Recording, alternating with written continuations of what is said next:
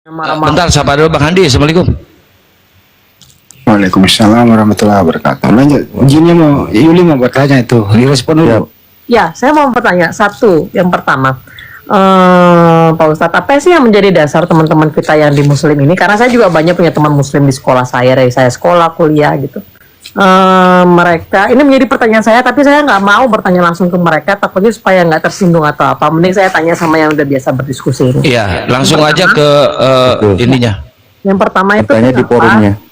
kenapa teman-teman kita Muslim itu mereka kalau lagi sholat itu Pak Ustadz itu kenapa harus dibagi? Itu yang pertama. Dibagi Lalu apa itu maksudnya? ada kan Satu-satu dulu, satu apa? Satu dulu. Pertanyaannya satu-satu ya, Mbak ya. Biar dijawab dulu. Di sub Satu. ada sub-subnya Ustadz Alif. Baik. Satu-satu ya. Bentar. Satu ada Dibagi. yang Dibagi itu maksudnya gimana? ini Pak Ustadz, maksudnya ada yang cowok-cowok khusus, ada roomnya khusus gitu. Cewek ada cewek khusus. Oh. Gitu. Itu yang menjadi pertanyaan Oke. saya Pak Ustadz. Baik. Itu jadi pertanyaan dan sangat logis ya, sangat logis. Kenapa di dalam Islam sholatnya itu diatur sedemikian rupa, ditata dengan rapi? Itu kan sudah ada di dalam ilmu fikihnya, ibadahnya ya, yang dicontohkan oleh Nabi kami. Ketika laki-laki sholat, maka semua harus laki-laki. Semua harus laki-laki. Tidak boleh ada perempuan di dalam jajarannya itu. Semua laki-laki. Kalaupun mau ada perempuan, pasti biasanya di lantai 2 atau di posisi yang lain. Kenapa demikian? Satu, memang yang namanya laki-laki dengan perempuan itu tidak boleh bercampur. Disebut namanya guer mahram, bukan mahramnya. Wanita lain, laki-laki lain, itu kan fitrahnya, biasanya itu kan sering ada magnet tertentu. Pokoknya nggak boleh lah memecah fokus dan sebagainya kayak gitu. Nah, jadi makanya dipisah, tidak boleh. Kalau bersentuhan itu akan menyebabkan batal juga sholatnya gitu. Jadi tidak boleh tidak fokus. Ya sekarang jangankan gitu ya, di tempat tertentu aja ini kalau orang bertemu ada laki-laki perempuan itu pasti akan rame. Nah, itu tidak boleh mengganggu khusyuk.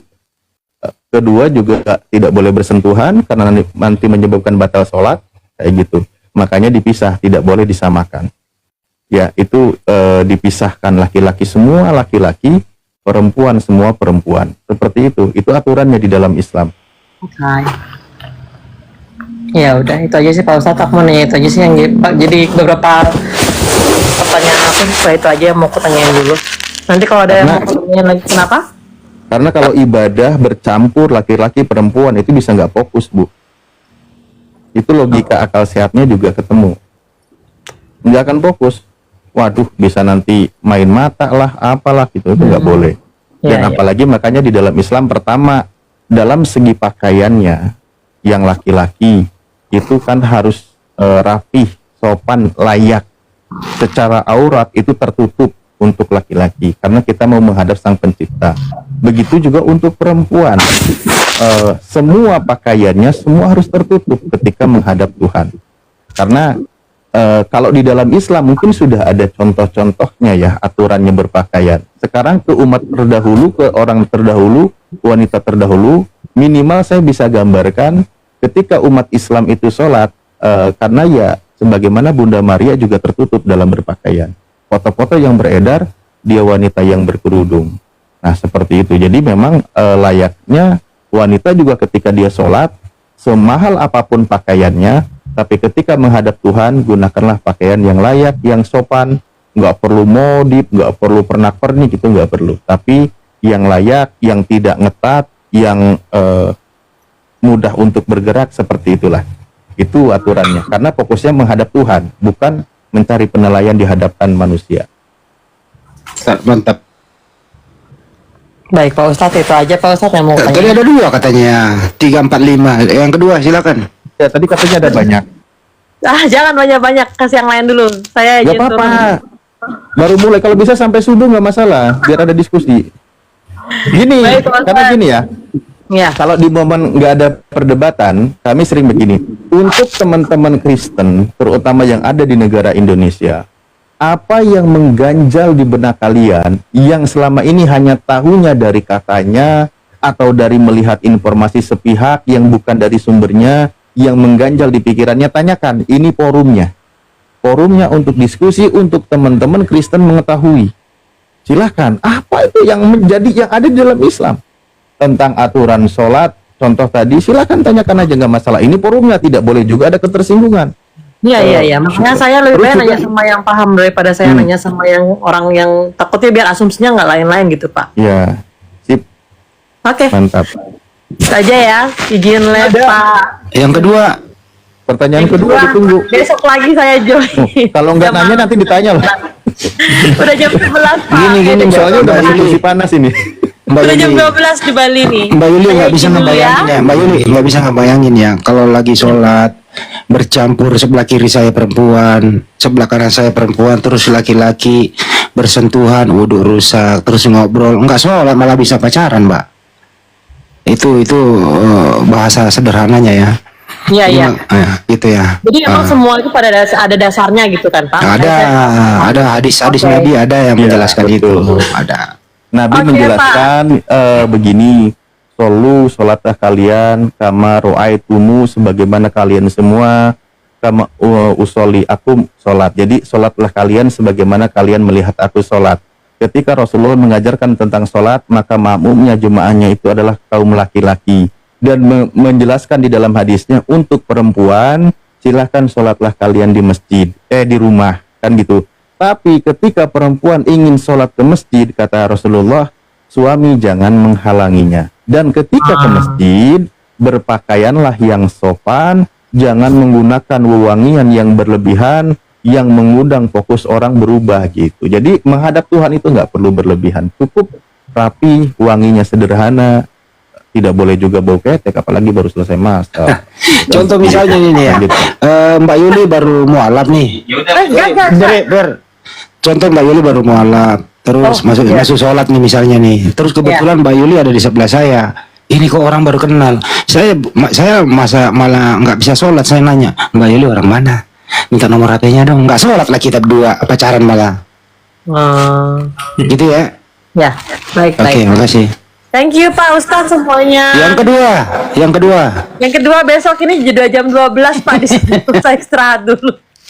Tadi saya pikir tadi live-nya agak awal, ternyata ada jam 12. Makasih ya Pak Ustadz ya. Kak Kian, makasih ya Kak Kian. Bentar, Neng, Ya. Mbak, ikutin dulu, follow dulu. Nanti besok saya Oh iya ya. follow Baik, back tuh. saya follow, saya udah follow. Aku bingung, kamu tuh manggilnya mau manggil Jin apa mau panggil Yuli ini teh? Yang bener yang mana tuh? Zin itu dia, karena aku guru olahraga Kak, jadi itu panggilan untuk guru olahraga tuh Zin gitu. Jin apa Zin? Jin. Zin. Zin Kakak. Kamu teh gelis-gelis dipanggil Jin, ararane. Gelis pisan teh, kumaha? Aku nggak bisa bahasa. Sok, nama kieu nya, ya orang Nggak bikin teka-teki, mau nggak? Kuis. Apa? Namun bisa ngajawab, ya, ku saya bakal dikasih hadiah, mau tidak? Besok aja saya mau istirahat dulu teh. Tak apa ya. Iya, Tak apa, tapi apa ya? Payah nih sangat nih awak ngantuk sangat. Kang Kian, ini Teh Kian.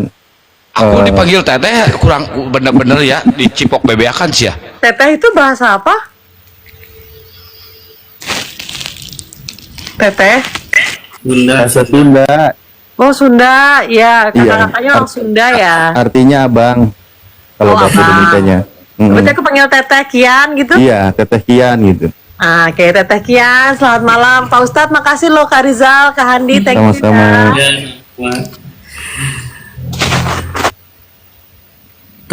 Lagi kok langsung pergi, habis itu baru searching di googling Teh Kian, Teteh itu untuk siapa gitu loh. Gimana sih? Tadalib, Ya, kirain mau dibelokin ke pertanyaan umroh haji gitu. Tadi sempet curiga. iya, nggak apa-apa sih, udah inget juga. Tapi kan nggak sejauh itu. Itu kan Tad, namanya Kang Kian, saya ke Api Jabar dulu ya. Mau gabung sama Api Jabar. Lagi buka komal. siap. Atur nuhun ya. Sing sehat lah. Siap. Mudah Siap. sehatnya. Ya, teman. Bang Oke, Andi, sama-sama. Assalamualaikum, Bang. Ya, izin pamit. Waalaikumsalam. Ya, kalian, Assalamualaikum warahmatullahi wabarakatuh. Waalaikumsalam. Ini si Mbak tadi selamanya manggil Akang tuh Teteh nanti. Halo Teh Kian. Iya, aku dipanggil Teteh, bener. Ya, buat teman-teman Kristen yang ingin diskusi silahkan naik ke atas ya. Udah saya share ke para pendeta, mudah-mudahan ada yang naik ya.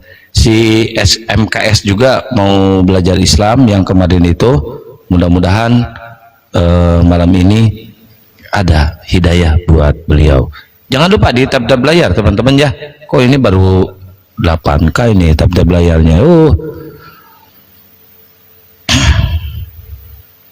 Hostnya ngalawak kabur, emang mau turun udah jam 12 di sana. Aduh, ini mah dikit-dikit nyalahin host, dikit-dikit host. Waalaikumsalam warahmatullahi wabarakatuh. Ya, buat teman-teman muslim silakan di tab-tab layar, di posting ulang dan di share-share ya biar komalnya kuat ya. Gimana Ustadz Ali puasanya? Alhamdulillah Kang. Masya Allah. Masih lancar, belum ketemu tanggal ini, semoga sebulan full. Amin ya Allah ya Rabbal alamin. Kita kalau siang nggak ngadain diskusi ya karena takut mengganggu puasa. Ya teman-teman moderator tolong dibantu oten-otennya.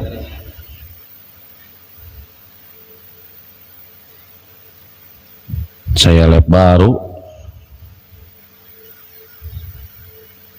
Teman di bawah ya, tolonglah jangan menjadi kaki tangan atau mengiklankan komal-komal lain. Ada lo komalnya sahabat Banyumak palsu di sana membahas ini. Itu artinya secara tidak langsung Anda itu mengajak orang yang ada di sini pindah menonton ke sana. Cukup Anda saja yang menonton. Kalau mau sampaikan aja sama keluarga, itu jangan di area publik. Atau kalau enggak minimal Anda nonton, di skip atau di report selesai gitu. Ini diumumkan di sini. Saya juga monitor kok di situ. Di sini ada 16 HP memantau semua, tapi saya nggak umumin tuh Anda di sana. Begitu ya. Jadi teman-teman nggak perlulah dikasih tahu karena kita udah tahu. Jangan dipromosiin komal-komal sesat dan menyesatkan. Pernyataan saya ini apakah A paham, B tidak paham? Silakan dijawab. Ya saya A kadang paham, suka B aneh. tidak paham. Lanjut. Ya saya kadang suka aneh dengan teman-teman muslim ini, suka seneng banget teman-teman muslim ini mempromosikan room-room oten, seneng banget gitu mereka itu, nggak tahu ada apa gitu, apa pengen kita semua ke sana mendukung Komal Kristen atau gimana, maunya seperti apa?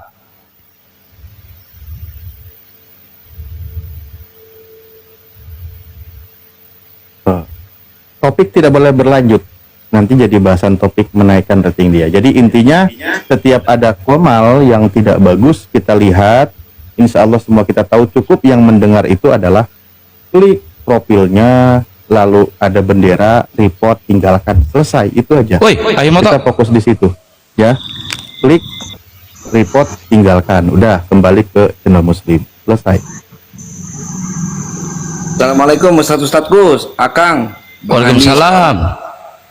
Al-Mukarram. Waalaikumsalam warahmatullah. Lanjutin dong. Al-Mukarram Beng saya. Al-Mukarram Beng. Masya Allah Mukarram.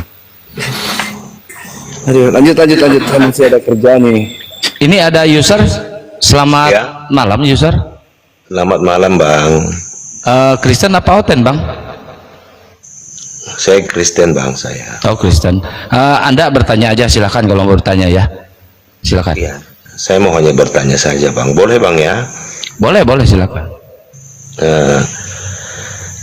Gini Bang, menurut hadis Muslim dan hadis Bukhari, itu Nabi Muhammad itu menikahi Aisyah umur berapa Bang ya?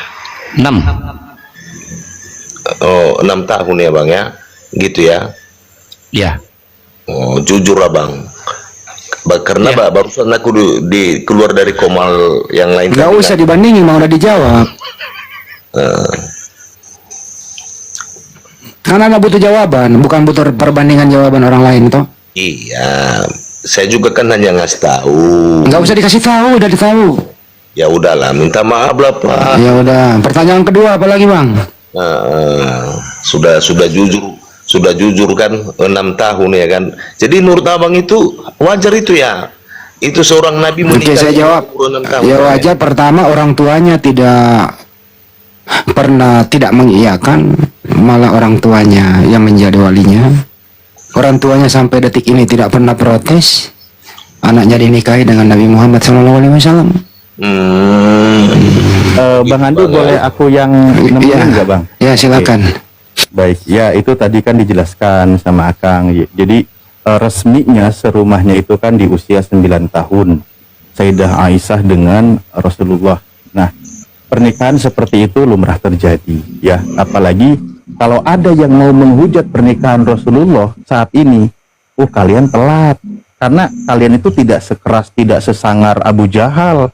Abu Jahal itu penghujat Rasulullah, Abu Lahab itu penghujat Rasulullah. Mereka kalau tahu itu sebuah tindakan yang tidak baik, itu sudah menghujat duluan. Kalian baru sekarang, misal kalau ada yang menghujat itu, telatlah kalian, telat. Nah, tapi alhamdulillah tidak ada masalah, dan itu buat kami sih tidak asing, karena pernah dengar juga kalau itu kan manusia. Lah, ada Tuhan itu masuk ke dalam rahim perawan seorang usia 12 tahun. Kami nggak kaget, kami biasa aja kan gitu. Dan itu dituhankan oleh teman-teman Kristen. Teman Kristen pernah dengar nggak kisah seperti itu? Bahwa Tuhannya itu pernah masuk menjadi hamil seorang anak yang usianya 12 tahun. Nggak ada cerita di Kristen itu bang. Loh, Yesus itu masuk kandungan Maria kan? Iya, coba kasih dalilnya bang, kasih nampak dalilnya. Yesus masuk kandungan Maria. Maria usia berapa tahun, coba saya tanya? Iya, coba kasih dalilnya, kasih Enggak, nampak saya tanya, dalilnya. bukan nanya dalil, saya tanya. Loh, kayak mana aku mau jawab kalau di Kristen itu? Saya tanya, Anda kan Kristen. Nah, Iya, Yesus masuk saya ke dalam jawab. rahim Maria ketika Maria usia berapa tahun? Saya jawabkan itu nggak ada di Kristen itu bang, biar abang Loh, kok tahu. nggak ada? Saya jawab. Nggak ada. Faktanya Yesus masuk ke dalam rahim Maria, benar nggak? Nggak ada itu, nggak ada Lah, dalilnya. jadi Biar Maria tahu. tidak mengandung Yesus. Iya, kok umur berapa bang bilang? Kan lu Nah, Kasih saya dalil, Tad. tanya tadi. Saya kasih dalil, Tad. Nah. Saya kasih dalil, Tad. Matius 1, kok Matius dikasih, kok Matius? kan ini masalah Yesus yang dikandung. Alah. Saya kasih Memang dalil ya. aku sebentar dulu, Bang. Anda boleh diam nggak sebentar? Diam dulu ya. Iya. Matius 1, 18-25. Situ coba perikopnya kelahiran Yesus. Kelahiran Yesus Kristus adalah seperti berikut. Pada waktu Maria ibunya bertunangan dengan Pak Yusuf, ia mengandung dari Roh Kudus sebelum mereka hidup sebagai suami istri. Karena Yusuf suaminya seorang yang tulus. Pertanyaannya Ustadz Alif, di usia berapakah Bunda Maria itu waktu mengandung Yesus, dan di usia berapakah Maria waktu menikahi Pak Yusuf dalam keadaan hamil? Itu ada datanya Matius 1, 18-25. Silakan. Silakan jawab. Tahu nggak? Nggak dijelaskan. Memang lucu kalian Loh, ini kok memang. ditanya itu usia berapa ketika Maria hamil, itu usia berapa? Itu barusan kalian baca, kalian umur berapa bila kalian bilang Itu nggak disebutin umurnya, makanya kita tanya. Ya udah, memang nggak ada, bukan itu dalilnya kalau begitu, bukan masalah Kalau umur begitu, sekarang. kalau tidak ada jawaban berarti bisa jadi dia hamil usia 8 tahun. Hah? Kan nggak ada jawaban kan?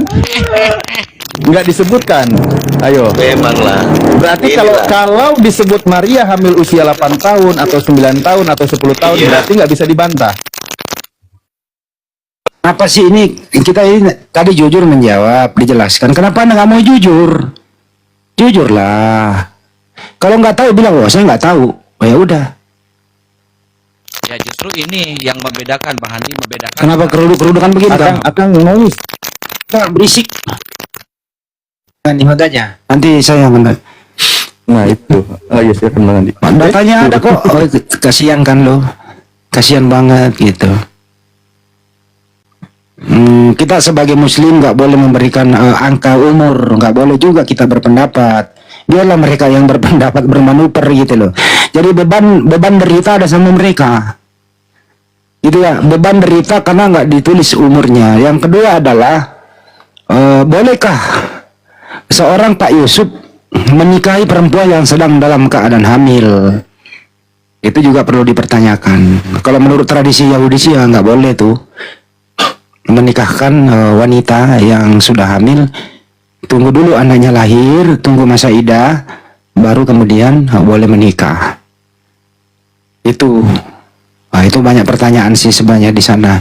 Teman-teman boleh catat di Matius 1 18 sampai 25 di sana ya. Ya kalau ya pertanyaan tadi dijawab, ya memang ada beberapa riwayat 6 tahun, ada juga 9 tahun, ada 12 tahun. Tapi riwayat yang 6 tahun itu adalah riwayat yang agak sedikit ya ada satu periwayatannya Bang Mutut tahu yang usianya udah 70 tahun, udah sepuh. Saya lupa namanya yang meriwayatkan itu. Yang sahih itu kalau menurut yang sering kita dengar 12 tahun atau 9 atau 12 tahun gitu. Bagaimana itu Ustaz Alip menjelaskan itu? Silakan.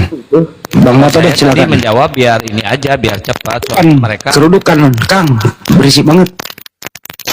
Mendidih. Benar. kalau kita nanti menyampaikan 9 tahun pasti ribut. Bisa, oh lu kalian ngomong, makanya ambil cepatnya. Iya nggak apa-apa. Lanjut Salib. Kan lagi soe itu. Sohi itu, sohi. Nggak apa-apa. Nggak apa-apa. Tapi kan bercampurnya kan 9. Iya betul, tinggal serumahnya itu usia 9 tahun dalam sebuah itu ketika usia di atas 15 tahun itu kan kajian kontemporer ya. Itu sah aja, namanya juga kajian. Kita mau pakai dalil yang mana? Kalau kami sih tidak merasa keberatan ngebahas usia 9 tahun. Nggak ada yang pusing. Kalau mau mempermasalahkan sebenarnya saya bilang Abu Jahal itu dan Abu Lahab itu pembenci Rasulullah. Masa kalian itu telat jahatnya, mestinya keduluan sama dia gitu. Nah giliran tanya balik baru dia mumet. Betul. Di zaman itu juga orang tuanya nggak keberatan. Tidak ada satupun di zaman itu orang protes loh. Nggak ada orang membicarakan itu. Ada nggak? Nggak ada tuh membicarakan soal menikah seperti itu di zaman dulu ya. Di zaman para nabi nggak ada. Kenapa? Karena mereka juga melakukannya ya. Seperti itu. Nah, di zaman sekarang ini aja mereka pakai cara itu untuk memperkuat imannya. Jangan kau masuk Islam, nabinya begini begitu. Padahal Indonesia merdeka yang Anda nikmati juga ajaran Nabi Muhammad SAW loh. Allahu Akbar, Indonesia merdeka. Anda menikmati kemerdekaan, tapi nggak suka nabinya. Munafik nih. Ya kalau nggak suka ajarannya Nabi Muhammad, nggak suka Nabi kami, ya keluar dari Indonesia. Indonesia merdeka dirahmati oleh Allah Subhanahu Wa Taala. Nabi Muhammad memperkenalkan itu kepada para syuhada, para pejuang yang beragama Islam. Nggak suka tapi masih mau minum air Indonesia. Ikut dong ke Belanda minum air kancingnya Belanda.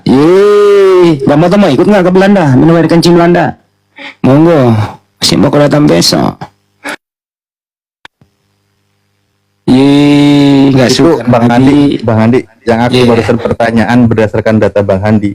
Ini Oten ini gimana sih? Seneng banget nyari masalah di agama lain. Agamanya sendiri, Tuhan mau lahir aja udah ketemu masalah. Belum nanti matinya juga ketemu masalah lagi. Nah itu dia. Ya itu tadi pertanyaannya. Kok boleh nggak orang Yahudi ketika hamil dinikahi? Pertanyaan. Ya kagak boleh. Aduh, mau lahir dapat bawa masalah. Datangnya bikin masalah, pulangnya juga bawa masalah. Itu Enggak, kalau ini dihitung-hitung datanya nih, taruh pertanyaan yang keberapa tuh Oten tentang itu? Ini datanya jelas ya, Matius 1 ya, 18 ya.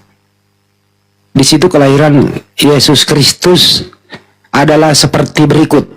Kayak ini pendapat banget gitu loh, bukan firman Tuhan, pendapat orang gitu, pendapat penulis. Pada waktu Maria ibunya bertunangan dengan Yusuf, yang mati ternyata diracun, penyembah mayat Muhammad yang mati diracun bangke. Allah pelajaran Kristen kayak gini. Nah, ini Kristen nih, ini Kristen banget ya. Ini teman-teman Kristen tolong direcord dan dibagikan ke tetangga-tetangga kalian bahwa kelakuan orang Kristen seperti itu. Sebentar kita bahas nanti yang mati diracun siapa ya. Ini terusin dulu. Sebelum mereka hidup sebagai suami istri, karena Yusuf suaminya, ini ganjil loh Ustaz. Di 18-nya sebelum mereka hidup sebagai suami istri, di 19-nya karena Pak Yusuf suaminya. Jadi Bunda Maria ini hamil sudah punya suami namanya Pak Yusuf. Gitu ya. Nah, bagaimana mungkin orang bisa dinikahkan atau dikawinkan di sana dalam keadaan hamil? Sekarang kita ke framing tadi, ini orang ini menghujat Nabi kita seperti itu, gimana ini? Sakit nggak teman-teman dibawa? Apakah benar Ustaz Nabi kita itu meninggal dalam keadaan diracun? Terus yang mati diracun siapa ya? 1930 tadi, silakan. Pertama, saya bilang makanya teman-teman Oten benci terhadap Islamnya itu telat, nggak belajar dari senior-seniornya pembenci Rasulullah gitu. Kenapa saya bilang telat? Ketika membahas tentang peristiwa diracun, orang yang ngeracunnya aja udah sadar bahwa dia itu nabi beneran. Bahkan dalam riwayatnya beliau itu mengucapkan 2 kalimat syahadat. Artinya gagal dalam misi orang tersebut yang berusaha membunuh Rasulullah melalui meracuni Rasulullah dalam sebuah makanan. Kan gitu dalam peristiwanya. Dan mereka sudah percaya, dia percaya bahwa dia itu seorang nabi karena dia tidak mati ketika diracun. Beliau wafat 4 tahun peristiwa setelahnya dan memang sudah ketemu ajalnya. Wahyu sudah selesai. Semua syariat sudah diturunkan. Nggak ada masalah itu. Ya, cuman itu tadi, oten-oten yang pembenci Islam itu telat. Kalian itu nggak belajar dari senior kalian gitu loh. Mestinya belajarlah dari senior-senior kalian yang dahulu ketika ada Islam, ada pembenci Rasulullah itu ada Abu Jahal, ada Abu Lahab. Nah, tiru mereka bagaimana caranya menghujat Rasulullah karena mereka saksi hidup waktu itu, kan gitu. Gitu, Oten caranya saya ajarin. Bagaimana yang kalian mau ambil teladannya dari Abu Jahal dan Abu Lahab, kami ambil teladannya dari Rasulullah. Nah, itu baru ketemu kan gitu. Ya, kalau membahas yang mati diracun juga di situ kan ada yang menghisap anggur dicampur empedu, ada itu sebelum disulap. Habis itu nanti dia juga minum anggur bercampur mur kayak gitu. Udah habis itu selesailah dia. Itu Bang Andi. Iya, makasih Ustaz. Udah nggak ada.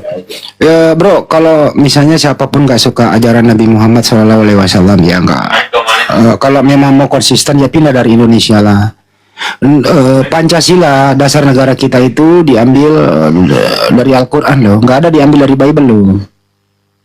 Jadi artinya kalau nggak suka ajaran Nabi Muhammad, artinya nggak suka Pancasila, nggak suka undang-undang dasar pembukaan itu, karena semua diambil dari Al-Quran. Jadi kalau nggak suka itu ya, berarti ya nggak suka dasar negara, gitu ya. Ya pindah. Tapi Anda masih nyaman bertani, bercocok tanam, jadi PNS. Kenapa nggak pindah sekalian ke Burundi gitu loh? Anda nggak suka, tapi masih menikmati gitu. Itu namanya ya, kafir kuadrat sama munafik. Mari kita diskusi baik-baik, bersahabat kita. Kamu Kristen, kami Muslim, diskusi baik-baik saja supaya terjadi toleransi, saling menghormati. Tapi kalau di kepalamu hanya kebencian, ya saya bisa berpendapat ya bahwa kau dirasuki iblis, karena iblis memang merasuki manusia, atau Anda mewakili iblis, ya bersifat seperti iblis. Itu ya.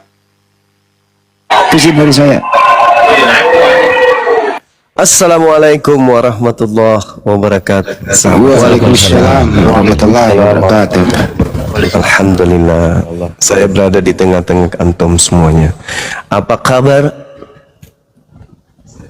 Apa kabar? Alhamdulillah. Baik, alhamdulillah. Masya Allah. Subhanallah. Ya, lanjut Bang Handi, narasinya Bang Handi. Sembari dinaikkan kalau ada pasien. Ya saya netral, ini penghujat nih, gimana menaikkan lagi? Coba aja mau silakan. Baik-baik kalau mau diskusi baik-baik. Diskusi jangan baik-baik. jangan mayat Muhammad diskusi. yang mati diracun. penyembah mayat Muhammad Rob Allah. Mati Oh, Mija. mati. Mati Mija. Ini kalau penjajah, mental penjajah ini kayak gini. Juma bego, tolol. Juma bego. Ini kalau mental penjajah kayak gini nih. Allahu Akbar. Lahir dari sperma asu kayak gini. Allahu Akbar, Masya Allah, Masya Allah. Orang makan durian Hatinya pasti bau sudah durian. dipenuhi kebencian. Orang makan babi pasti bau babi. Allahu Akbar, Masya Allah. Allahu Akbar, Allahu Akbar, Allahu Akbar. Orang makan durian bau durian. Orang makan mangga bau mangga. Orang makan asu bau asu.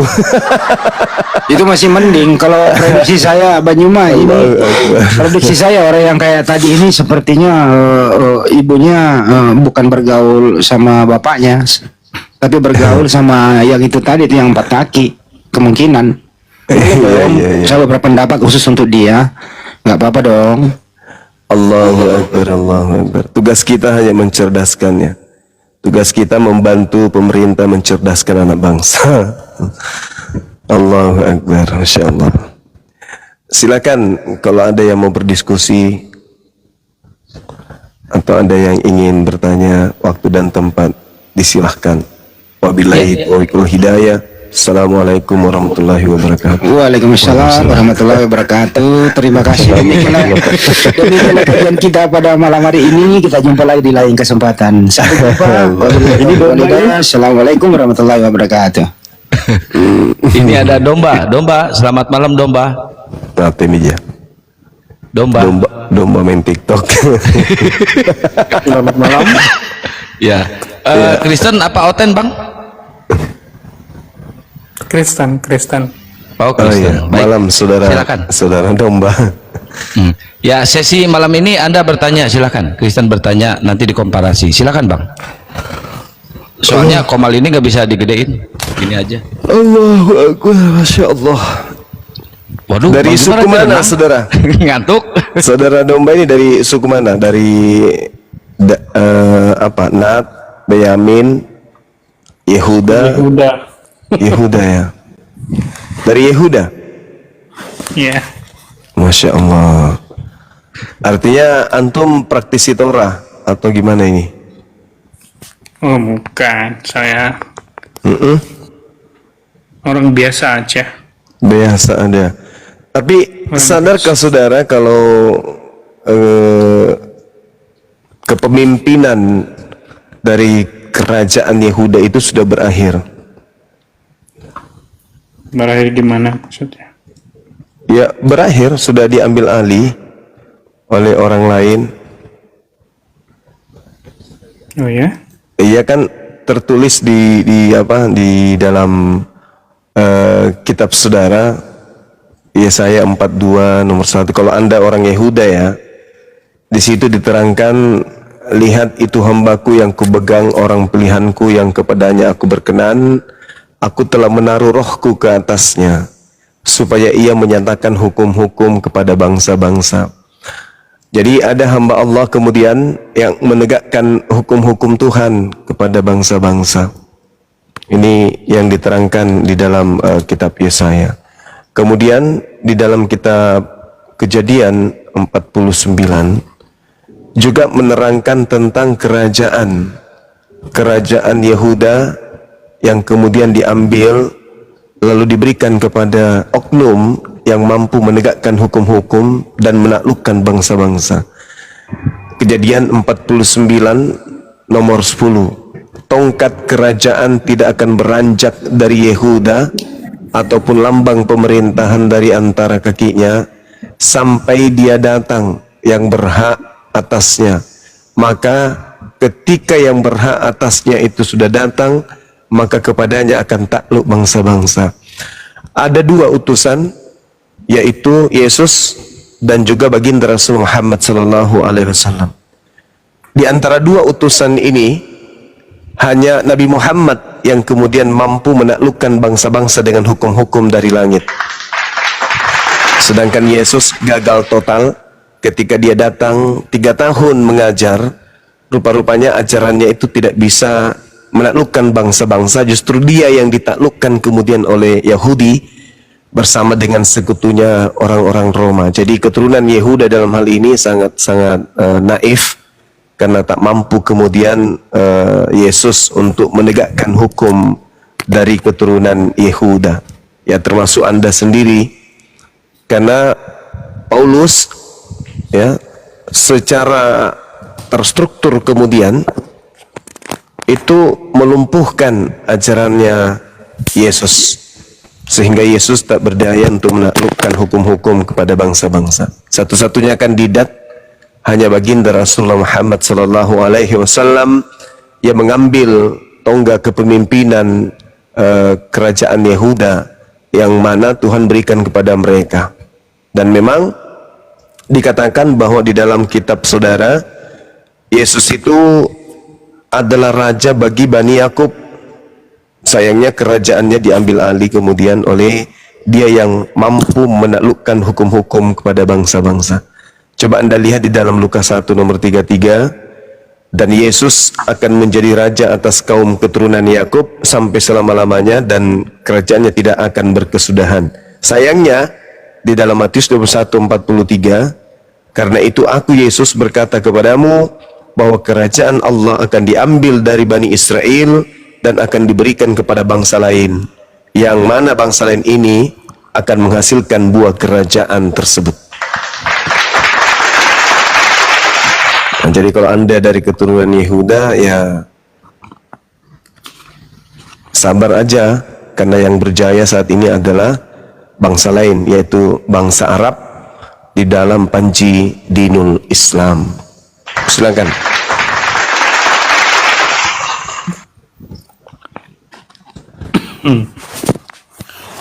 Oke, Bang Juma, terima kasih. Iya, silakan. Sudah diterangkan seperti itu. Ya. Iya.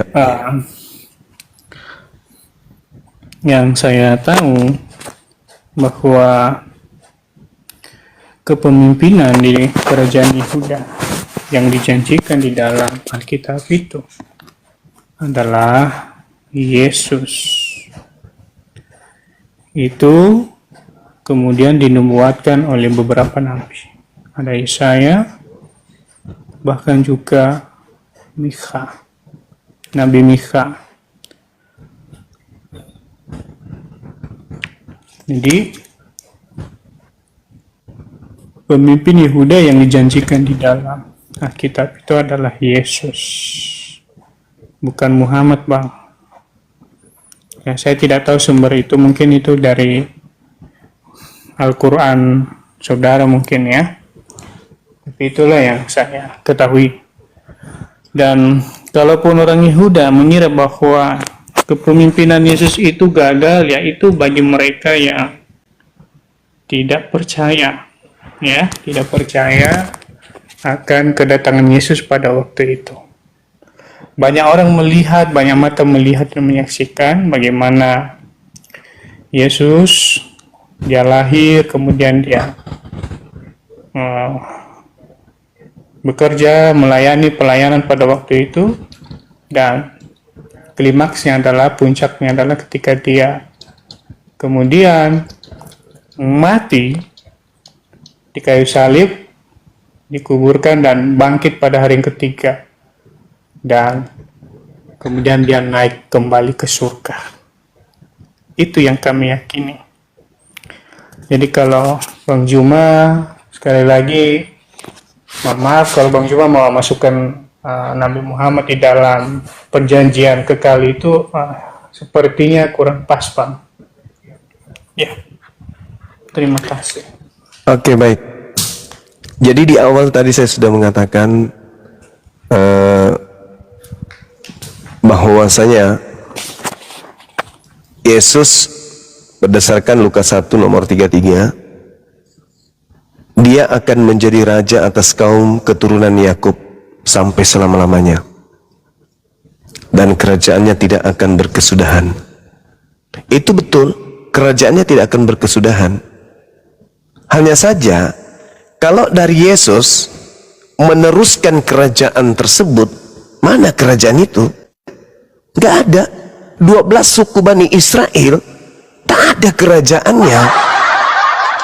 Yesus dari suku Yehuda, dan dia adalah raja untuk kemudian selama-lamanya bagi keturunan Yakub, dan kerajaannya itu tidak berkesudahan. Kalau kerajaannya tidak berkesudahan, itu betul. Itu betul itu. Kerajaannya tidak berkesudahan. Akan tetapi yang menjadi pertanyaan kemudian, mana kerajaan yang tidak berkesudahan itu? Keturunan Yakub tak punya lagi kerajaan. Makanya Yesus mengatakan, karena itu aku berkata kepadamu bahwa kerajaan Allah akan diambil karena tidak berkesudahan. Maka kerajaan yang tidak berkesudahan ini harus ada yang menjadi pelanjut tongkat estafet. Maka Yesus mau tidak mau harus rela ikhlas melepaskan kerajaan itu.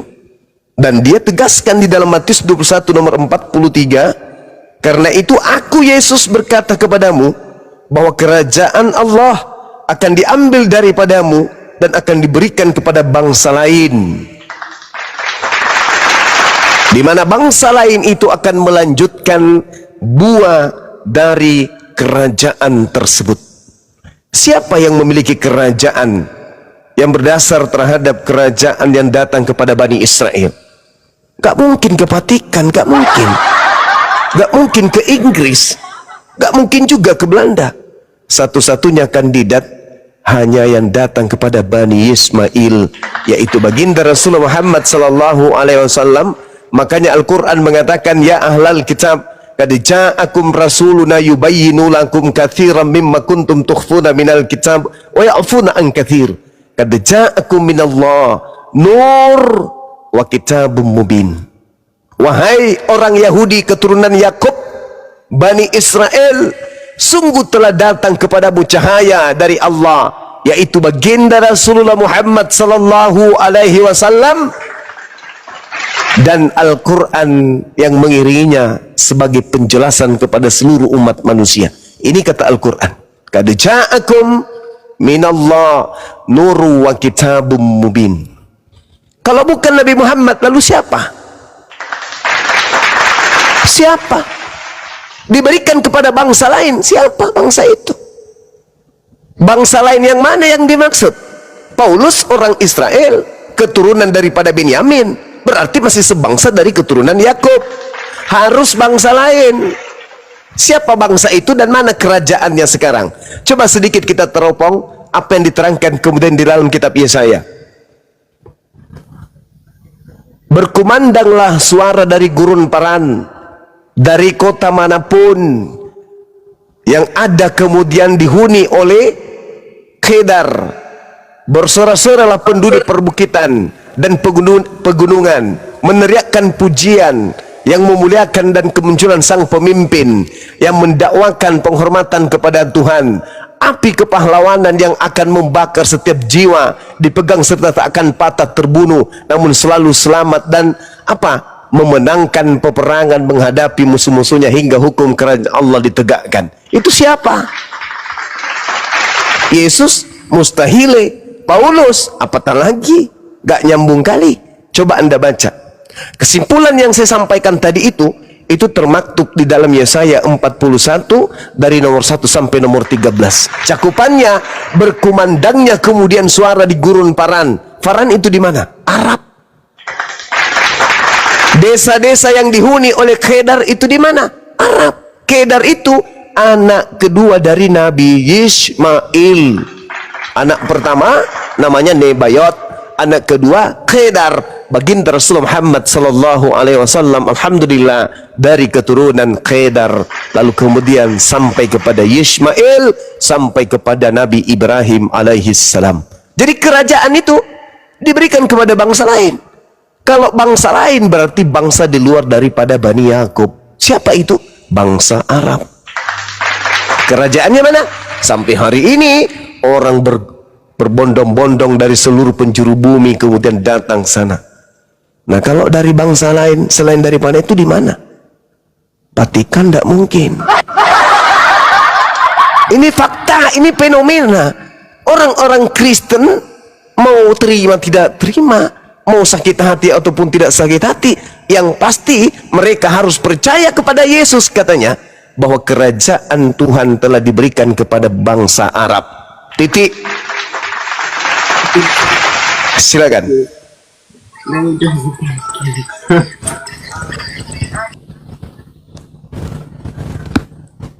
Semoga dicerna dan dipahami ya Bang Domba ya. Itu data yang dibahas. Baik Bang Juma, terima kasih. Silakan.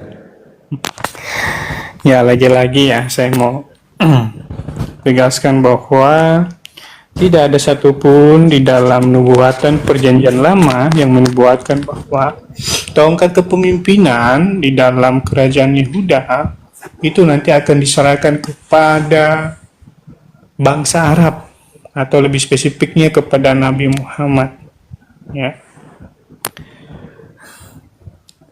Karena yang dijanjikan di situ bukanlah Nabi Muhammad, bukan juga dari bangsa Arab. Itu udah jelas-jelas di dalam Yesaya itu selalu mengatakan bahwa yang lahir itu nanti dari keturunan seorang perempuan. Perempuan yang mana? Perempuan yang muda yang belum pernah bersuami. Seperti itu. Nah, itu digenapi di dalam Yesus. Nah, lagi-lagi dalam kerajaan yang disebutkan di dalam Matius tadi yang dikutip Bang Juma. Jadi itu harus dipahami. Kerajaan di sini bukan berbicara tentang kerajaan pada umumnya seperti yang sekarang. Oh, kerajaan nanti rajanya ini, kemudian dia punya tentara, dia punya bawahan, dia punya panglima dan sebagainya. Ya. Sebab kalau itu, maka percuma lah Yesus itu datang kalau menjadi seorang pemimpin kerajaan, ya, seperti yang dimaksudkan Bang Juma tadi. Nah, jadi di dalam Matius itu kerajaan yang dimaksudkan di situ adalah bukan semata-mata kerajaan yang sekarang kita kenal ya, tapi kerajaan di situ adalah kerajaan yang berbicara tentang kekekalan. Itulah sebabnya dia mengatakan bahwa tongkat kepemimpinan ini, kerajaan ini akan saya berikan kepada bangsa lain. Karena itu berbicara tentang kerajaan surga, kekekalan, penyelamatan bagi bangsa-bangsa lain. Bukan saja kepada bangsa Yehuda, tetapi juga itu berlaku untuk bangsa yang lain. Makanya dikatakan di dalam Matius pasal yang ke-28 katakanlah, pergilah, beritakanlah kabar baik itu kepada semua bangsa. Baptislah mereka, ajar mereka, dan lain sebagainya. Jadi ini bukan berbicara tentang kerajaan yang sekarang kita kenal, oh ini ada penglimanya, ada ininya, tidak. Kemudian punya pasukan, tidak. Tapi ini berbicara tentang kekekalan Bang Suma. Dan yang bisa menggenapi tongkat estafet itu adalah Yesus sendiri. Begitu. Dari si proses kelahirannya itu semua tergenapi. Yang menjadi manusia datang ke dunia itu sudah dinubuatkan prosesnya. Dia lahir dari seorang perawan. Itu digenapi di dalam Maria. Kemudian dia akan besar, tumbuh, kemudian dia akan melayani. Dia akan ditolak banyak orang. Kemudian dia akan mati. Kemudian bangkit dan naik ke surga. Nah, kalau ini kita Bang Juma sematkan kepada Nabi Muhammad, saya kira syarat-syarat tadi nubuatan yang terdapat di dalam perjanjian lama itu sepertinya itu tidak terdapat dan tidak dipenuhi oleh Nabi Muhammad. Terima kasih Bang. Iya, baik. Sah-sah saja ketika ada penolakan. Tapi izinkan saya kemudian mengurai satu keadaan yang mustahil kemudian sesuai dengan apa yang Anda harapkan. Anda coba lihat ketika kemudian Di dalam kitab yang Anda genggam, bangsa Israel nampak sangat mengingkari akan keberadaan Allah. Di dalam Yesaya bab 1 nomor 1 sampai nomor 3, di situ diterangkan lembu mengenal pemiliknya, tetapi Israel tidak. Keledai mengenal palungan yang disediakan tuannya, tetapi Israel tidak memahaminya. Israel pendosa yang syarat dengan kesalahan. Israel disebut sebagai keturunan penjahat. Yesaya 1 nomor 4. Israel adalah bangsa yang semakin murtad. Yesaya 1 nomor 5. Israel menjadi negeri yang sunyi. Yesaya 1 nomor 7. Hanya sebagian kecil dari bangsa Israel diampuni dan diberikan keselamatan. Yesaya 1 nomor 9. Allah menolak persembahan korban Israel. Yesaya 1 nomor 11. Doa Israel tidak didengarkan oleh Allah. Yesaya 1 nomor 15. Israel dikenal sebagai negeri sundal dan kaum pembunuh. Yesaya 1 nomor 21. Israel kehilangan berkat Allah dan tidak diampuni oleh Allah. Yesaya 22 nomor 5 nomor 14. Dosa-dosa syirik dan kemusyrikan Israel dikenal sebagai penyembah berhala dan sihir yang tidak diampuni. Allah kemudian menajiskan harta kekayaan mereka. Yesaya 2 nomor 6 sampai nomor 9. Jadi bagaimana mungkin kerajaan akan kembali diberikan kepada mereka? Jadi ketika saudara mengatakan yang mengambil kerajaan itu adalah Yesus itu sendiri, Anda ketinggalan perahu, saudara. Yesus, tadi saya sudah membantu Anda. Lukas 1 nomor 33, dan Yesus akan menjadi raja atas kaum keturunan Yakub sampai selama-lamanya, dan kerajaannya tidak akan berkesudahan. Yesus boleh kandas untuk tidak menjadi raja. Yesus kemudian bisa berhenti untuk tidak menjadi keturunan Yakub yang memiliki tahta, boleh. Tapi kerajaan Yehuda itu harus terus berlanjut. Karena Yesus tak mampu memegang tahta, Yesus kemudian tak sanggup memegang aturan-aturan yang Tuhan berikan untuk ditegakkan kepada Bani Israel. Maka dengan lisannya Yesus berkata di dalam Matius 21 nomor 43, karena itu aku Yesus berkata kepada kalian bahwa kerajaan Allah akan diambil daripadamu dan diberikan kepada bangsa lain. Coba dipakai kuping, dipakai hati, dipakai kepala sekali-sekali. Ketika Yesus yang menyerahkan kerajaan itu kepada bangsa lain, jangan pula ente yang bukan kemudian pengikutnya dari Bani Israel yang mengatakan kerajaan itu tetap ada pada Yesus. Itu ditertawakan sama kodok-kodok yang mendengarkan. Yesus yang berkata kerajaan diberikan kepada bangsa lain, ente pula yang mengatakan kerajaan itu tetap ada pada Yesus. Alamak. Yesusnya, saudara, sekali lagi dengar, Yesusnya yang berkata kerajaan yang diberikan kepadanya telah diberikan kepada bangsa lain.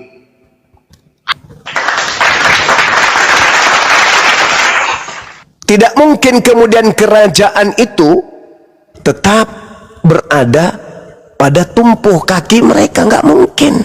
Yesus datang di mana dia akan menjadi raja atas kaum keturunan Yakub sampai selama-lamanya, tapi gagal. Belum juga jadi RT, udah rencana disepakati dibunuh oleh Bani Yakub. Muncul kemudian penyesat-penyesat ngaku-ngaku Yesus, bergelar Kristus. Korbannya Anda. Sedangkan kerajaan sudah dialihkan ke bangsa lain. Kepada siapa? Kepada baginda Rasulullah Muhammad sallallahu alaihi wasallam. Sekuat apapun Anda kemudian menolak itulah faktanya. Gak ada penolakan yang bisa menjadikan Anda kemudian menjadi benar. Tak ada. Kenapa? Karena Yesus sendiri yang menerangkan kerajaan Allah akan diberikan kepada bangsa lain. Makanya di dalam Ulangan 18 nomor 18, Allah akan mengutus seorang nabi yang sama seperti Musa, di mana di mulutnya lah kemudian Allah menaruh firman, dan firman yang terlontar dari mulut nabi yang sama seperti Musa ini yang akan melumpuhkan hukum-hukum yang ada di depannya.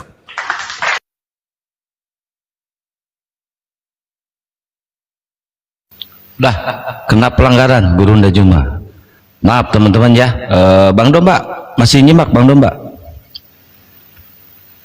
Ya lanjut. Ya di Kena pelanggaran ini, kena Iya. tumbak konten iseng. Jangan gitu lah, ini lagi diskusi baik-baik ini. Belajarlah kalian, belajar. Simak aja, ya. Oke, lanjut. ya handal dulu Ustaz dari Bang Nandar. Ini asli bukan? Assalamualaikum warahmatullahi wabarakatuh. Terus ini Tony Muslim apa Kristen? Kang, saya cuma sebentar aja, Kang. Ya siap Bang Nandar, mantap. Kenapa sebentar? Nggak, Nggak lama. akun utamaku kena blokir permanen tadi lagi debat. Oh, udah iya. habis. Dia sama Rudi ya. Oke, ini Tony Iya, harus Muslim apa aku. Kristen? Nanti itu Bang Domba nanggapinnya pas guru kami sudah kembali ya, biar tidak terpotong Iya. narasinya dan sudah kembali. Oke, lanjut. Ini Tony ini nggak ada suara, diturunin aja moderator. Iya, jangan pula saya yang dibilang kena pelanggaran. Aku kena tombak.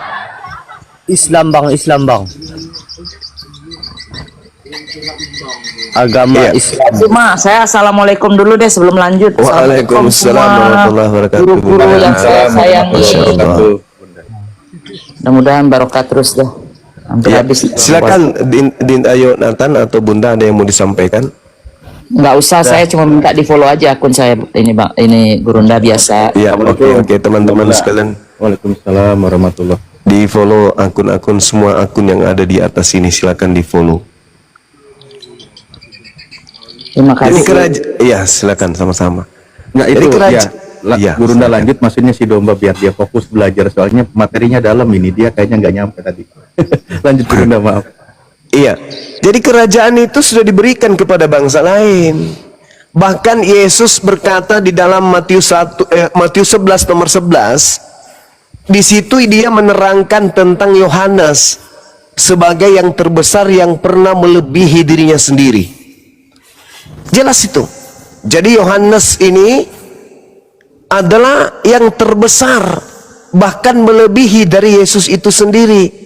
Namun nabi yang akan datang kemudian menurut Yesus, yaitu nabi yang terakhir, terkecil dan akan menjadi yang paling besar. Coba Anda baca dalam Matius 11 nomor 11. Aku berkata kepadamu, sesungguhnya di antara mereka yang dilahirkan oleh perempuan tidak pernah tampil seorang yang lebih besar daripada Yohanes Pembaptis. Namun yang terkecil dalam kerajaan surga, yaitu sang Mesias, nabi terakhir, akan lebih besar daripadanya. Itu seirama dengan Ulangan 34 nomor 10 sampai nomor 12. Seperti Musa yang dikenal Tuhan berhadapan muka, tidak ada lagi nabi yang bangkit di antara orang Israel dalam hal segala tanda dan mukjizat yang dilakukan atas perintah Tuhan di tanah Mesir terhadap Fir'aun dan terhadap semua pegawainya dan seluruh negerinya, dan dalam hal segala perbuatan kekuasaan dan segala kedahsyatan yang besar dilakukan oleh Musa di depan seluruh orang Israel. Itu tidak akan ada lagi bangkit di tengah-tengah bangsa Israel. Jadi nabi yang sama seperti Musa itu bangkitnya di luar Bani Israel. Kepada dialah tongkat estafet pemerintahan Yehuda diberikan, dan dialah yang kemudian menegakkan hukum-hukum kepada seluruh bangsa-bangsa. Makanya Anda melihat di Indonesia hukum yang dibawa oleh Nabi Muhammad itu ditegakkan, dan sekarang dan seterusnya akan merambah ke seluruh penjuru muka bumi tentang ajaran Nabi Muhammad ini. Sedangkan ajaran Yesus mana? Mana ajaran Yesus yang sampai ke Indonesia ini yang mana? Nggak ada kan? Jadi bukan Yesus, karena memang kerajaannya diinformasikan kepada muridnya, akan diberikan kepada bangsa lain, dan dari bangsa lain itulah akan menghasilkan buah kerajaan tersebut. Maka ajaran-ajaran yang diusung oleh para nabi, buahnya ada di Islam. Tauhid, syahadatain, sholat, puasa, zakat, itu semuanya, ziarah, kemudian haji, umroh, itu semua buah-buah dari kerajaan tersebut. Sedangkan menyanyi di gereja, makan babi, makan tikus, makan padale, makan kuda nil, biawak, cicak, mana ada itu kerajaan Allah kayak gitu? Mana ada? Nggak ada buah kerajaan Tuhan kok makan babi, makan asu, makan naga, mana ada? Jadi buahnya itu nampak, bersinar dari paran. Itulah dinul Islam, bukan karisteng. Itu jadi yang pakar Kristen tolong dinaikkan biar supaya bisa mengimbangi materi ini. Silakan.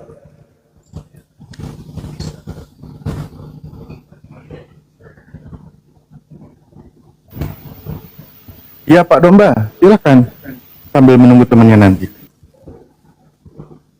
Semoga malam ini dapat pencerahan. Amin.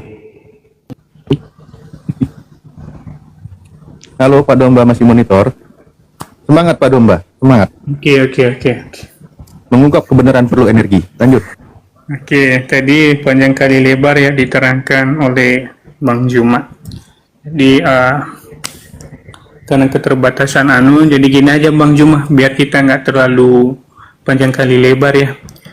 Iya. Kita ambil jalan tengahnya saja, di mana Muhammad itu dituliskan di dalam Alkitab itu, Bang.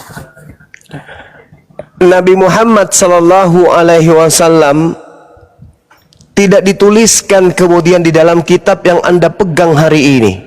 Oh, Tidak. Iya, karena kitab yang Anda pegang itu bukan firman Tuhan. Kitab yang Anda pegang itu bukan kitabnya Nabi Musa, bukan kitabnya Nabi Isa alaihissalam. Bagaimana mungkin ada Nabi Muhammad di dalamnya? Sudah pasti dihapuskan dong, nama Ismail aja dilengserkan di situ. Anak tunggalnya Ismail aja digeser, share. Apatah lagi Nabi Muhammad. Sedangkan Al-Quran mengatakan, wa isqala Isa bin Maryam, ya bani Israel inni rasulullahi ilaikum musaddiqan lima baina yadayhi minat Torah wa mubashiran bi rasuli yati min ba'di ismuhu Ahmad. Itu dijelaskan di mana? Di Torah. Nama Nabi Muhammad tertulis di Torah. Sekarang mana Torahnya? Sekarang mana Torahnya Nabi Musa? Torah mana? Cuman ada satu Torah, yaitu yang datang kepada Nabi Musa. Yang datang ke Anda itu bukan Torahnya Nabi Musa. Itu Torahnya, Pak. Kitab pertama itu, Kejadian Ulang bilang. Ya, yang saya maksud kitabnya Nabi Musa. Mana kitabnya Nabi Musa? Itu kitabnya Nabi Musa. Yang mana? Yang dari Belanda? Kejadian Keluaran 15. Siapa bilang itu kitabnya Nabi Musa? Iya, itu Musa, Nabi Musa. Dari mana Anda mengatakan Nabi Musa pakai bahasa Indonesia? Dari Alkitab itu sendiri dia menuliskan di situ. Nggak ada, itu bukan kitabnya Nabi Musa, kawan. Itu cerita-cerita yang dibangun dari hasil kemudian penyelidikan atau terjemahan kitab-kitab terdahulu yang tidak diketahui asal usulnya.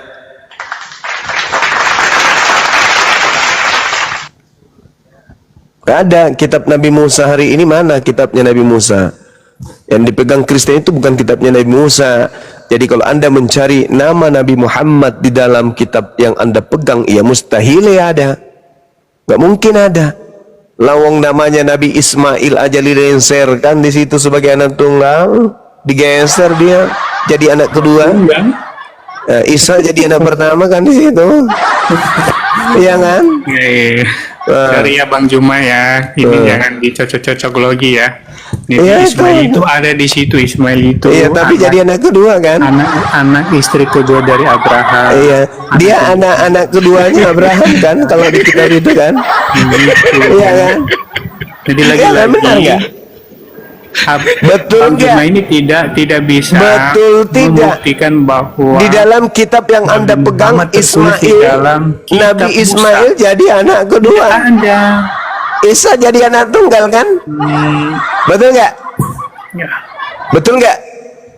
Benar ndak Isa jadi anak pertama di dalam kitab yang Anda pegang? Betul nggak? Iya kan? Dia anak yang sah. Hah? Ya. Apa? Anak yang sah. Anak angsa? Anak sah dari Abraham. Oh, jadi Ismail bukan anak sah. Bukan, karena itu anak Oh, berarti anak Abraham gedenya, ini anak pesina, pembantunya, gitu. anak dari hambanya. Berarti Ya. Anda menganggap bahwa Abraham berzina gitu. Bukan bersinar. Lah katanya tadi anak tidak sah. Kalau anak tidak sah berarti Ya, anak oke. haram, Cak Ayu. Ya nanti Anda telah mengutuk Abraham. bukan Di mengutuk dalam Abraham, kitab itu Kejadian fakta. 12 Ya. nomor Di 3. dalam kitab Aku Kejadian Tuhan ditulis. akan mengutuk siapapun yang mengutuk engkau Abraham. Dengan mengatakan Ismail anak haram, Ismail anak tidak sah, itu Anda sedang mengutuk Nabi Ibrahim alaihissalam. Pantaslah Anda percaya Isa anak pertama. Mana ada kitab mengajarkan Anda anak kedua jadi anak pertama dan Anda terima begitu saja. Ulama, inilah celokonya. Makanya Al-Quran mengatakan, maukah aku tunjukkan kepada siapa iblis itu turun? Iblis turun hanya kepada para pendosa. Hal unabbi'ukum ala man tanazzalu sayatin, tanazzalu ala kulli afakin azim. Iblis turun hanya kepada setiap pendosa, setiap pendusta yang banyak berdosa. Itu kata Quran.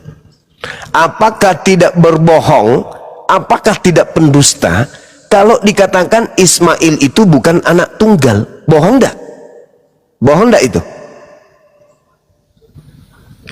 Ya, jadi ini ya saya jelaskan ya, saudara-saudara, teman-teman yang ada di bawah. Jadi Ismail itu anak dari hambanya Sarai. Itu anak pertamanya Abraham atau bukan?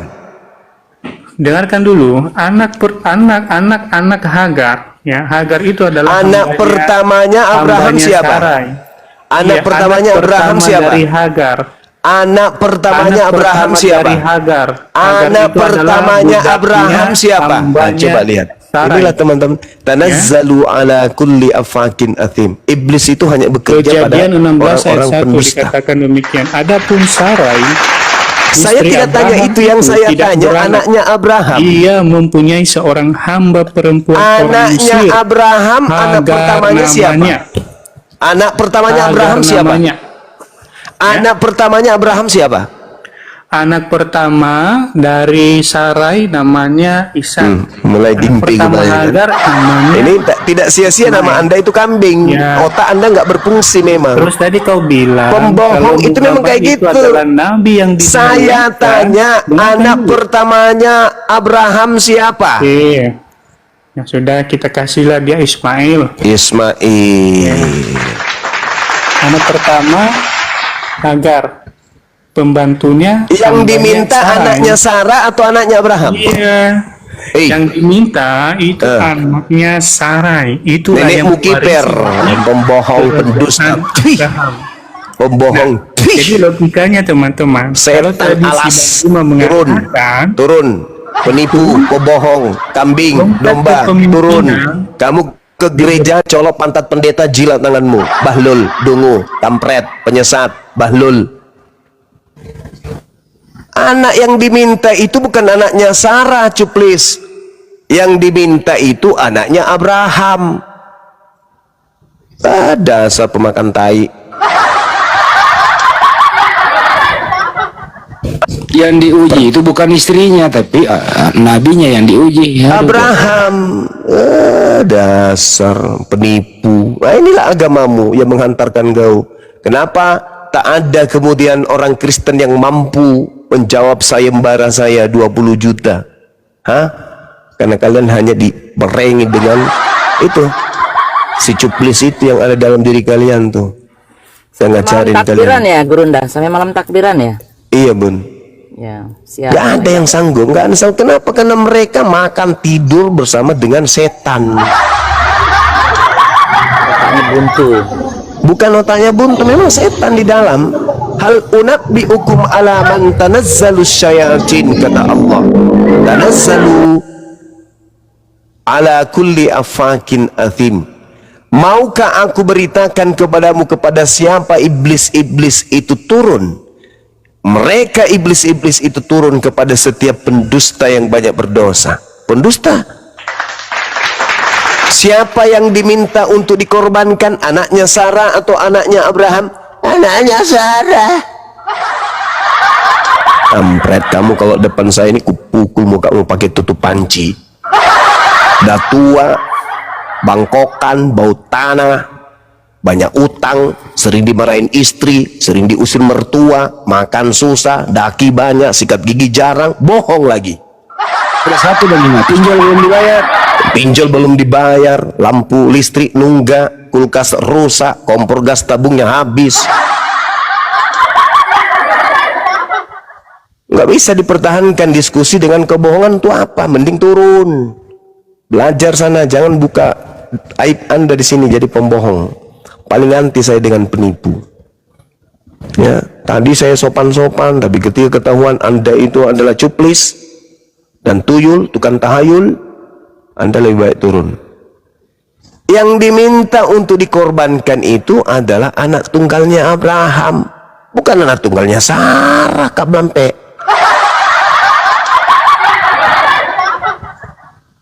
Jadi kerajaan Allah yang diberikan kemudian sebagai bangsa pilihan, yaitu Bani Israel, diberikan kepada baginda Rasulullah Muhammad sallallahu alaihi wasallam. Allah memang awalnya berkata, inni ma'akum, aku bersama dengan kalian. Walaqad aghazallahu mitsaqa Bani Israil wa ba'athna minhum 12 naqiban wa qala Allahu inni ma'akum la in aqamtumus shalah wa ataitumuz zakah wa amantum birusuli. Aku bersama dengan kamu. Ketika kamu taat, maka aku bersama dengan kamu. Akan tetapi ketika kamu ingkar, faman kafara ba'da dzalika minkum faqad dalla sawa'as sabil. Itu kata Allah. Maka dia akan tersesat dari jalan yang lurus. Makanya ketika kemudian pengingkaran demi pengingkaran, pengingkaran demi pengingkaran dilakukan, kemudian maka kerajaan itu diberikan kepada baginda Rasulullah Muhammad sallallahu alaihi wasallam, dan buahnya masih ada sampai hari ini. Apa buah dari kerajaan Yehuda yang bisa kau dapatkan? Ada. Ada. Cuma nuklir dan bom yang bisa diberikan kepada Yerusalem Palestina. Tak ada yang lain. Yang namanya kerajaan itu ada rajanya, ada tahtanya, ada istananya, ada prajuritnya, ada kebangsaan, ada kerajaannya. Orang-orang tunduk kepadanya, orang datang bersiara kepada kerajaannya. Itu baru kerajaan yang mantap. Ini kerajaan coba nuklir, bom, bunuh orang, itu aja. Kerajaan apa itu? Dan itu pun Yesus sudah mengatakannya di dalam kitab saudara sendiri. Matius 21, jelas dia katakan kerajaan akan diambil. Saking histerisnya kerajaannya diambil, bom sana, bom sini, bom sana, bom sini. Gak peduli anak-anak kecil, pokoknya bom, bom, bom, bom. Kenapa? Sakit hati, kerajaannya dialihkan kepada bangsa Arab.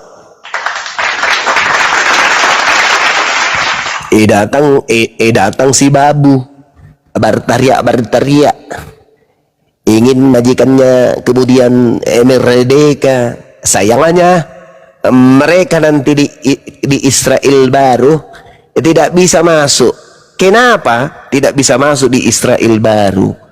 Disebabkan di dalam kitabnya mereka, Yesaya 52 nomor 1, orang yang tidak bersunat nonotnya haram hukumnya masuk ke Yerusalem. Capek lu bela-belain, tapi tiri nyata Israel baru nanti kalian tidak bisa masuk ke sana. Kenapa? Karena nonotmu masih punya lidah panjang di depan. Sudah begitu tidak dipotong lagi. Nah, inilah yang menyebabkan kemudian kalian tidak bisa nanti masuk ke Yerusalem baru. Yesaya 52 nomor 1. Jadi percuma kalian membela, percuma manjilat Jo, nanti ngana tidak bisa masuk ke sana. Begitu Jo. Ya. Jadi si Bembek tadi kalau mau berdiskusi tolong pakai ilmu ya, jangan pakai kelicikan berlembut-lembut tapi ternyata hanya mengusung kebohongan ya.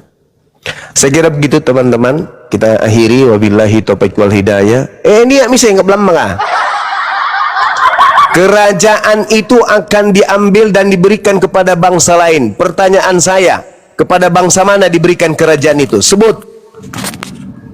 Jawab. Bangsa mana diberikan kerajaan itu? Oke, Bang Juma, ini saya jawab ya. Tadi kerajaan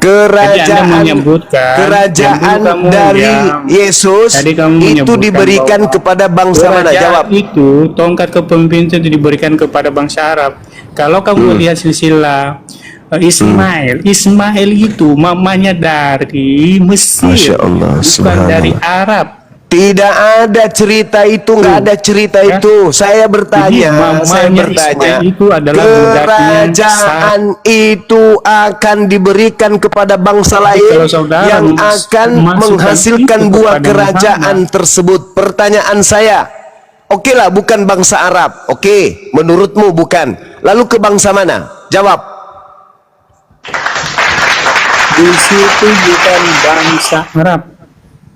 Iya, oke, bukan bangsa Arab, tuyul. Lalu ke bangsa mana? Ke semua bangsa. Nenekmu kiper. Matius 28. Pandai-pandaian kau, pandai-pandaian kau. Apa buahnya? Apa buahnya? Apa buahnya? Apa buahnya kerajaan selain daripada bangsa Arab? Apa buahnya? Jadi kalau Anda apa buahnya? Menyebutkan bangsa Arab itu tidak masuk di dalam asal usul Ismail. Lalu bangsa mana? Lalu Ismail bangsa mana? Itu dari Mesir, bukan lalu dari bangsa mana? Itu. Lalu bangsa mana? Cara memiliki. Ya sudah, kan aku sudah bilang oke lah, oke, bukan bangsa Arab. Lalu bangsa mana? Yang melahirkan Ismail untuk Abraham. Somplak, lama. Mending saya tidur.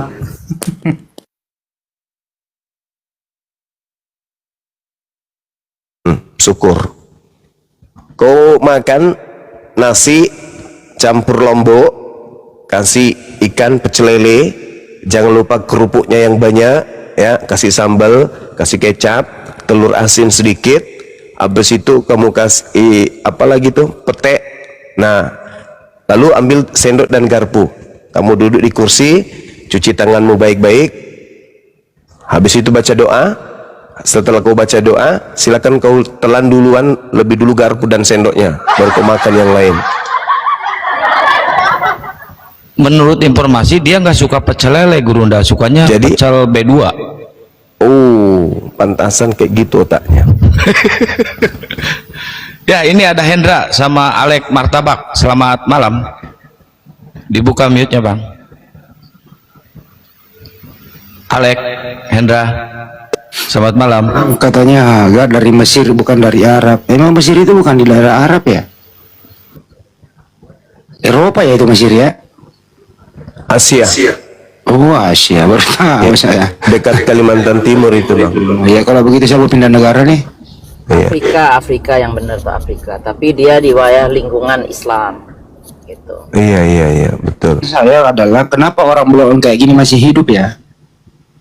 Ya, sepeda hiburan.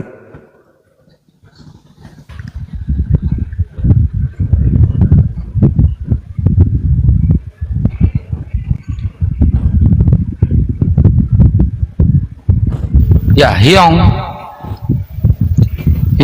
selamat malam. Hyong. Yong. Johan, selamat malam. Yang di mute aja. Assalamualaikum. Waalaikumsalam. Muslim ya? Alhamdulillah Muslim. Saya hampir udah lama lah, hampir 1 tahun selalu tiap malam dengar. Alhamdulillah dengar semuanya ini, Bang Handi, apalagi Bang Zuma. Senang dengar selalu setiap malam. Alhamdulillah, Bang Johan, thank you Bang. Salam kenal ya Bang ya. Salam kenal dari Lampung, Bang Zuma. Oh ya, Masya Allah. Siap. Lampung sama dengan tempatnya ketua kita, Dinda Alif, dia juga Lampung. Oh, Bang Alif di Lampung ya? Di mana Lampungnya Bang Alif? Di Palembang. Lampung Tenggara. Lampung, Palembang. Palembang ya Sumatera Selatan. Oh iya. Ya, terima kasih Bang Johan ya, Masya Allah, mantap. Masih mending saya Lampung ke Palembang daripada tadi Ismail anak kedua. Mau ketawa Ya, nggak dosa kan? ini ada Suzuki. Selamat malam Suzuki. Assalamualaikum warahmatullahi wabarakatuh. Waalaikumsalam warahmatullahi. Iya, ini host mau mengingatkan itu saya pengen di bawah ada komen-komen yang menghujat itu tolong di. Iya, Bang, itu ada bagiannya moderator, Bang. Oh iya, Jadi, itu ya, pada typing semua itu. ya biarin ada moderator, Bang. Saya harus lihat komen, harus menguasai room kan nggak ini, Bang. Ada bagiannya itu, ya Bang ya. Siap. 86. Oke. Yuk. Makasih Bang. Kalau gitu saya mau turun aja. Iya, sama-sama saudara. Sama-sama. Si suka Assalamualaikum sesuki suka. warahmatullahi wabarakatuh. Waalaikumsalam warahmatullahi wabarakatuh.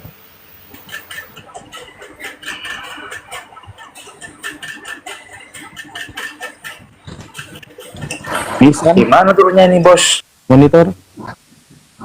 Assalamualaikum Guru Zuma. Waalaikumsalam warahmatullahi wabarakatuh, saudaraku Batu Nisan, apa kabar? Alhamdulillah sehat. Salam dari Bang Belitung Bang. Bangka Belitung, Sumatera apa itu Bang? Selatan juga, selatan. Oh, Sumatera Selatan. Iya.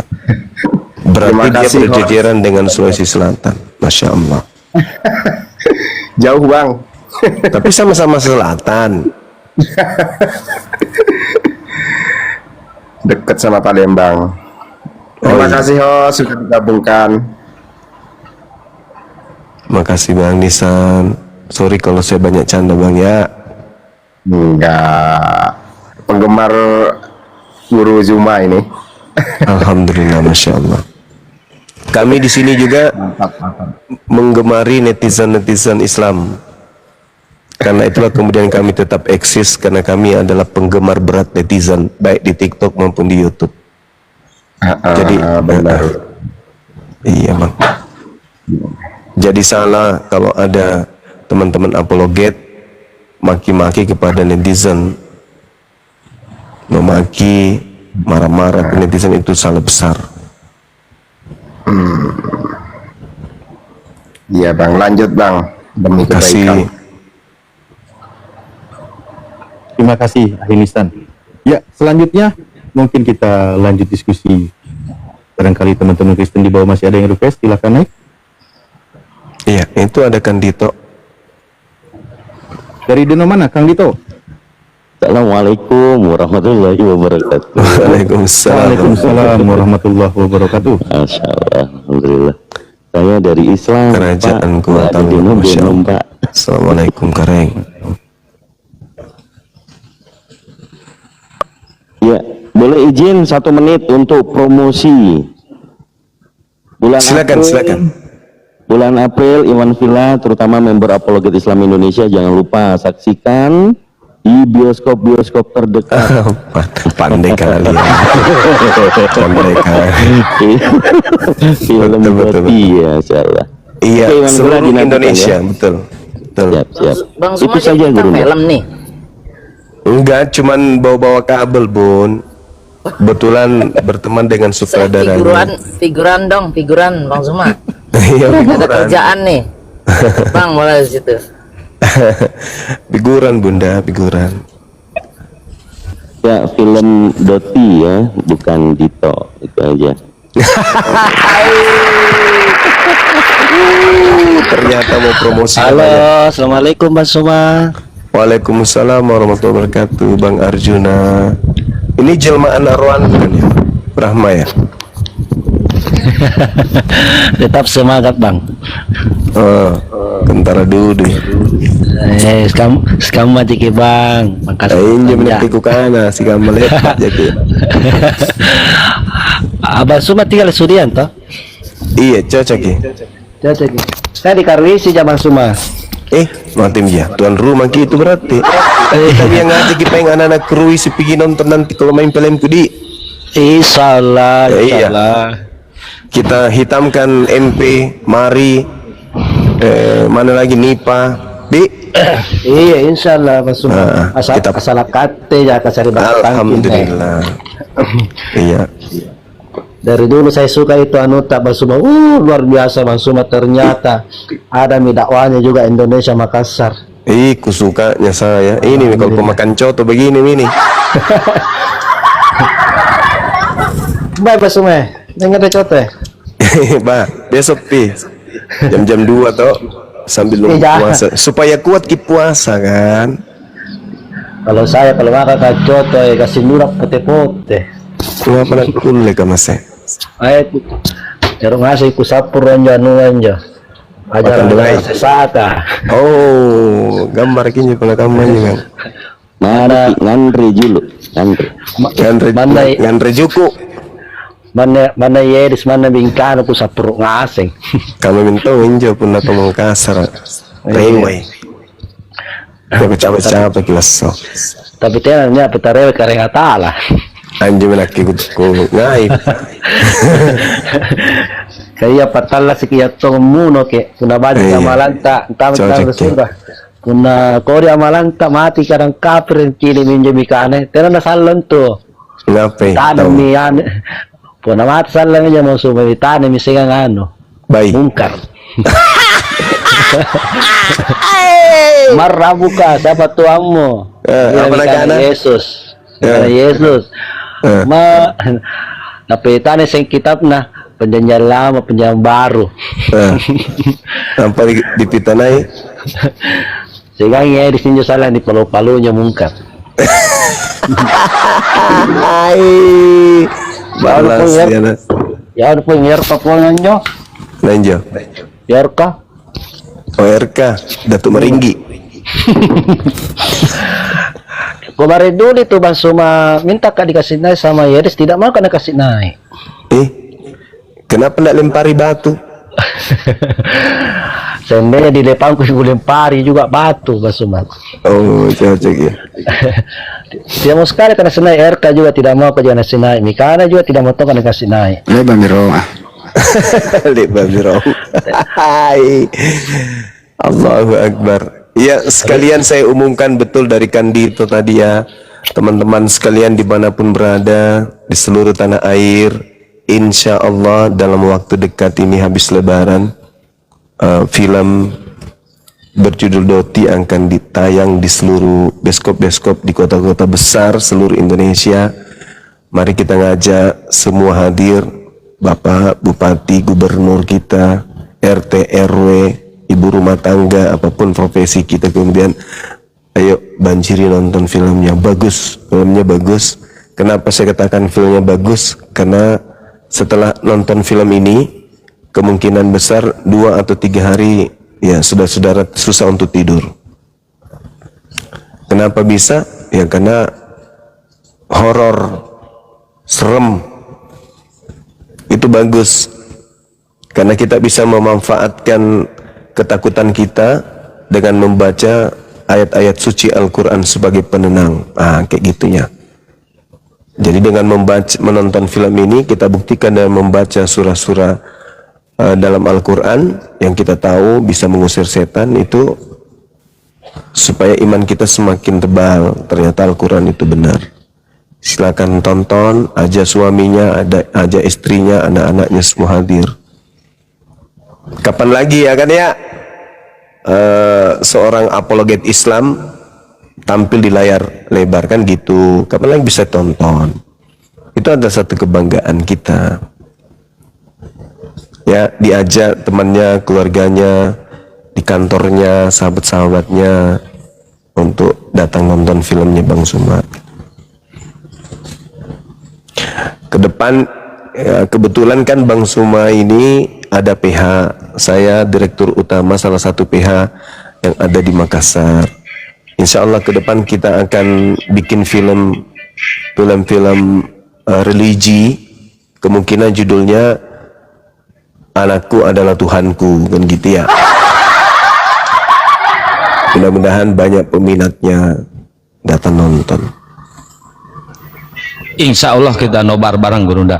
Ya buat teman-teman ya yang di bawah udah ada moderator, nggak usah ini ya, biarin moderator yang bekerja. Ini ada siapa? Ya ini di mute dulu ya, itu ada musik ya, jauh dulu dari musik. Enggak, aku ngomong sedikit doang. Matiin dulu musiknya kecilin dulu. Ya udah. Ya. Nah, gua ngomong sedikit doang, biar Muslim ini kelihatan keren, biar kelihatan orang Kristen bisa angkat jempol tangan kalau Muslim ini bisa merubah sila ketuhanan yang Maha Esa, ganti Allah, baru hebat. Ini kalau cuman film mah ya elah apa. Tapi ketuhanan yang Maha Esa itu kan sudah Al-Ikhlas. Qul huwallahu ahad. Tiada Tuhan selain Allah. Itu sudah. Justru kamu atas gantinya aturannya Allah. Atas Makanya dengerin dulu berkat rahmat Allah, saking hebatnya sampai rahmat kitabnya Allah bro, bukan Allah. Tidak ngurusin jam bengkok. Pencuri. Makanya biar kau kelihatan keren. Saking hebatnya Islam itu sampai kitabnya orang Kristen, Tuhannya yang tadinya Theos, dewa, diganti menjadi Allah. Gila nggak? Enggak, kau bisa nggak rubah itu. Luar biasa. Kalau kau bisa rubah itu lo jauh lebih hebat. Masa film dukun lo pamerin? Apa film? Kalau lo rubah ketuhanan saking jadi benarnya Allah, Islam itu hebat. Tuhannya dibawa-bawa masuk ke Bible, menggantikan Tuhannya dia, sembahnya dia yang adalah dewa Theos dari Yunani. Gila nggak tuh kawan-kawan? Setidaknya keren. Yang dibawa takbir, Allahu Akbar, Allahu Akbar, Allahu Akbar. Masya Allah. Panas ini iblis yang masuk. Iya, soalnya kita kan bahasa Yunani tuh, Tuhannya kan bahasa Yunani. Di dalam kitabnya dia pertama tertulis oleh wartawan-wartawan itu kan pakai bahasa Yunani tuh, di situ ada Theos. Masuk ke Indonesia apa kawan? Jadi Allah. Bangganya diriku. Masya Allah, luar biasa ya teman-teman. Ketuhanan. Nanti ke depan saya akan bikin film. Anakku adalah Tuhanku. Kalau itu jadi film ini nanti sinopsisnya adalah bercerita tentang anak durhaka. Coba eksiskan dulu Tuhanmu di negara ini. Bisa nggak eksis Tuhanmu itu di negara ini? Orang tuanya susah payah kemudian mengandung. Konsili kalian seluruh susah Indonesia payah ini ganti ketuhanan jadi membesarkan. Baru kau hebat. Tapi begitu anaknya menjadi dewasa, ibunya bisa ini film nanti seru pasti ya. Seru nanti film itu. Kalau Anakku adalah Tuhanku, kau bisa eksiskan di negara ini baru kau hebat. Lah faktanya Tuhan di Indonesia ini berketuhanan yang Maha Esa. Berarti tauhid dong.